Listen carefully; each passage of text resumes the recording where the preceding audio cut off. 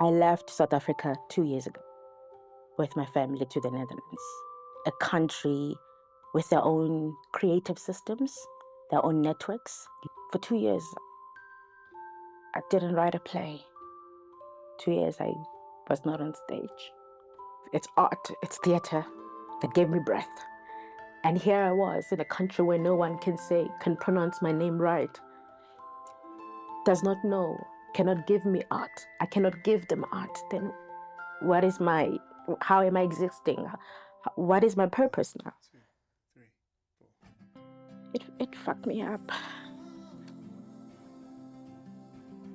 The 8th edition of Almasi's annual African Playwrights Conference came to life from the 8th to the 20th of December 2025, bringing together emerging and established voices in theatre for 2 weeks of rigorous writing, collaboration, and creative exchange. This year's conference brought together a unique cohort of 5 new playwrights, each arriving with a distinct voice, a personal story, and a work in progress. It's an experimental work about a young woman who is having an existential crisis caused by her spiritual journey. It's about what happens when leaders, visionary or not, lose track of their conscience and lose track of their morality. 2 wounded strangers who meet in a moment of limbo and accidentally confront each other's truth. These 5 individuals who are staying in the high-density suburbs, and they have a shed, an illegal shed where they do these small crafts. It's a story about musicians who are trying to make it big, and it explores issues of identity, of racism, of what it's like when you try and fly too close to the sun. Guiding this journey was a team of accomplished facilitators whose experience bridged continents and creative disciplines. These included Gideon Wabvuta, who is the program's coordinator for Almasi Collaborative Arts; Mara Isaacs, a Tony and Grammy Award-winning theatrical producer and founder of Octopus Theatricals; and last but not least, Ngozi Anyanwu, a Nigerian-American playwright, actress, director, and producer.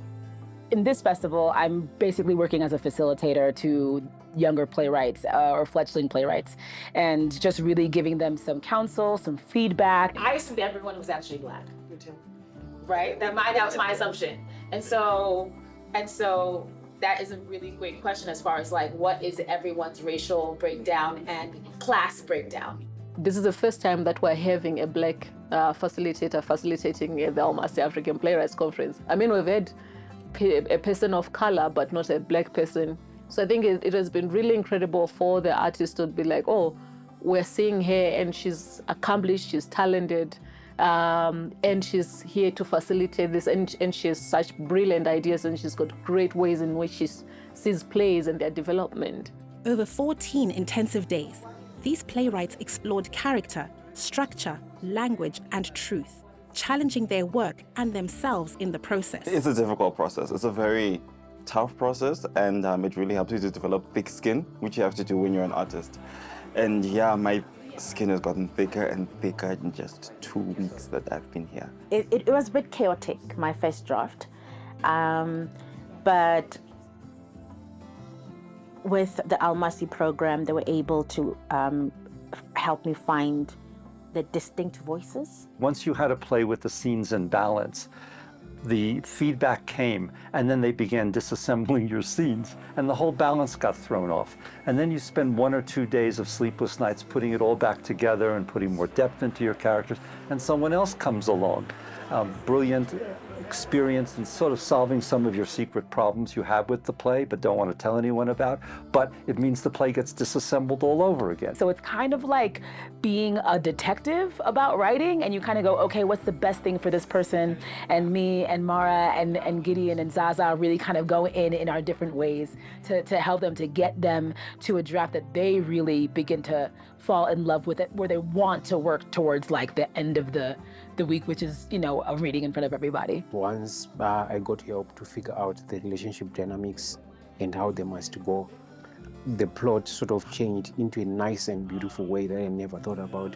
5 very different plays and 5 very different writers, and you really want to treat them all differently. You want to talk to them all differently. They're all working and talking about different things. So it really kind of is like your teacher, your mother, your therapist, because you want to be softer with some, you want to be really direct with others. These are early career writers who had a very distinct and original idea, but maybe are receiving feedback for the first time and figuring out how to process that feedback. And it's been really exciting watching each of them absorb that and then in their own way figure out how to channel it in a way that makes sense. I actually don't have any background with theater. This is my first time experimenting with the world of theater and drama. But the conference was about more than refining scripts. It was about collaboration, about the power of creative community, and the importance of having the right audience in the room.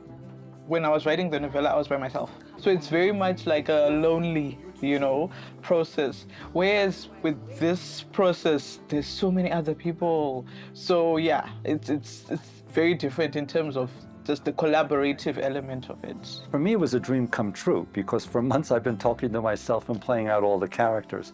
And in my field of psychology, the other psychologists look at you quite funny when that happens. For South African playwright Philisiwe Twinstra, now living in the diaspora, the experience proved transformative. You heard it and it left you with a question mark. That's good. That's the intention I wanted.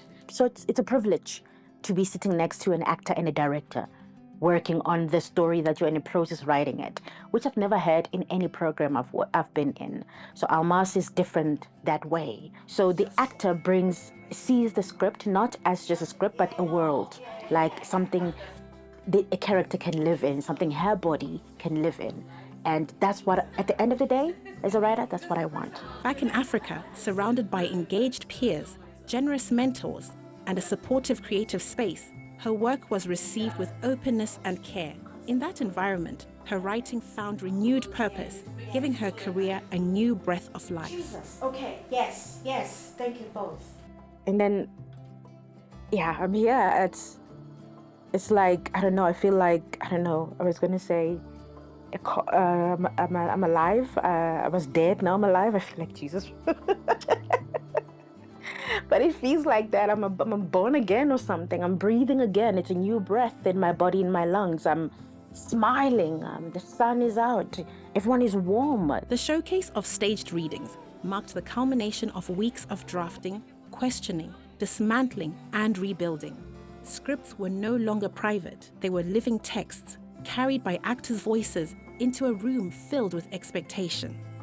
We are going to be experiencing Kudzai Mangwa's Today She Sings Blues, directed by Tatiana David Vumbe. Let's give it up! Tim, when is this club going to pay us what we're worth? I thought we'd greet each other before we get down to business. Good afternoon, sir. Now, Tim? So now what? Can you order a new heart on Amazon, doctor? President don't get heart attacks. We need media campaign. The nation needs to believe that the president is in good health and invincible. We've always encouraged the media to speak the truth. Just a little bit white lie. Get anyone. I agree with that. We think of ourselves as dacha-smoking third-world hippies, but in truth, we are merely clinically depressed children in denial. With our melted hair and undiagnosed psychosis, we keep on going, never losing sight of the concrete beneath our feet. We are the unsung poems of our times. I don't see how speaking a language of slaves cuts it. No? I want to listen to a word of what you people say. You people? What people are we? Serial life failures. Oh. Who love to call themselves Zintensolatists. You man! Put some respect on me man's art.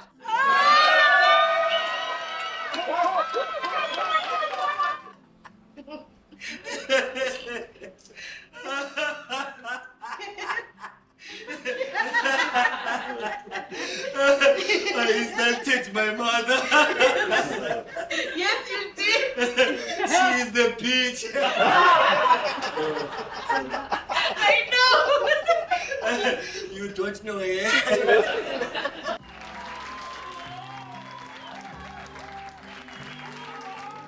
The audience, a cross-section of Zimbabwe's vibrant arts industry, directors, producers, actors, leaned forward not just as spectators, but as collaborators. You wrote such compelling characters that it brings an audience in. What I've seen being captured by this play is how we actually laugh at our problems in the ghetto. The serious matter. Yeah. It will be a serious matter, but we find a way to laugh.